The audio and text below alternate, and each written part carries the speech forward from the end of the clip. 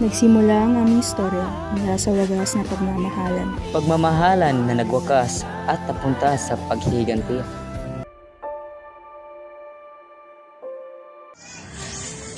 Isinulat ko ang nobelang ito upang ialay sa tatlong paring martir. Ang tatlong paring martir na inakusahan, pinagbintangan at pinatay ng walang kalaban-laban. Layunin ko na mabuksan ang kaisipan at mga mata ng mga Pilipino laban at pagdalapastangan at katiwalian ng mga Kastila. Ako si Crisostomo Ibarra, nakilala na ngayon bilang si Simon. Ako ay nagbalik sa aking bansang Sinilangan upang magiganti laban sa mga Kastilang naglapastangan sa aking buhay.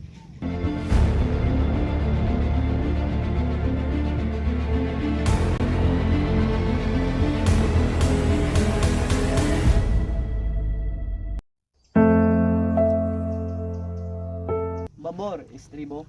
Kapitan, bakit sa mga gawin yun papunta ang mga hangal mong Temer? Alam mo ba kung ano na lamang ang natatanging kakayahan ng mga taong dalubhasa sa agham? Yan naman talaga ang sasabihin ko eh. Yang Puente del Capricho, ang mga taong dalubhasa sa agham. Yan talaga ang sasabihin ko, Padre Salvi. Ang lunas ay napakadalo. Ito ang nagtataka ko kung bakit walang sinubang nakaisip nito. Pwes, tumira! Ngunit paano ang mga salaping dapat ibayad sa mga manggagawa? Hindi sila babayaran. Gamitin ang mga bilanggo. Cecilio, kamusta ka? Pagkasyon ka na ba? At sino naman siya? Kaibigan ko, Kumusta na ang inyong lalawigan? Balita ko'y naghirap na ang bayang iyon, kaya hindi sila bumibili ng alahas. Hindi naman kailangan. Kakita ng mga ilog na may magagandang tanawin. Ito ay nagpapagunita sa akin sa mga alamat. Ang Pasig ay may ilang alamat na riyan ang malapad na batong bahay noon, bago pa man dumating ang mga Kastila at di umano'y tinitirhan ng mga espiritu. Subalit na mawala ang pamahing iyon at talampasanin, ito ay naging pugad ng mga tulisan. Mayroon pang isang alamat ang tungkol sa kwento ni Doña Jeromina. Ikunikwento ito sa inyo ni Padre Florentino. lagi ko niyang nasasabi na hindi mo maaasang ang plebistero ay magkakaroon ng marangal na libing. Babalik ako sa gubat at hindi na muling magbabalik kapag umalis ka.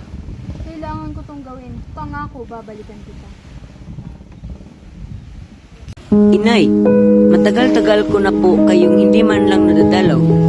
Ipag-umanhin niyo po, naalala ko pa po kung anong klaseng trahedya ang nangyari sa atin noon. Buti na lang at nakilala ko si Kapitan Tiago. Kinupkop niya ako at pinag-aral, ngayon ay magtatapos na ako, inay. At kapag nakapagtapos ako, papakasalan ko si Huli. Sana nandito ka at nakita mo ang katuparan ng aking mga pangarap.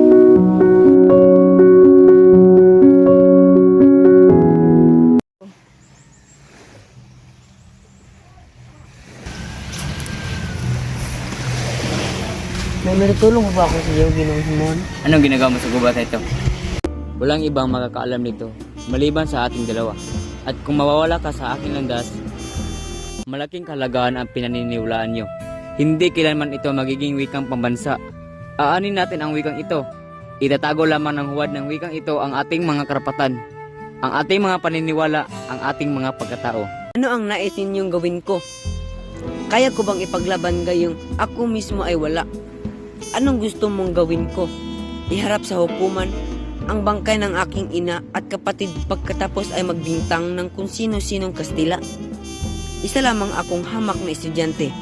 Wala akong kakayahan. Hindi na bago sa tao ang magalit sa kanyang nasaktan. Pagkaano'y bumalik ka na sa inyo. Lumalalim na ang gabi. Hindi ko inihiling na itago mo ang aking lihim dahil kahit ihayag mo ito'y tiyak mo hindi ka nila papaniwalaan.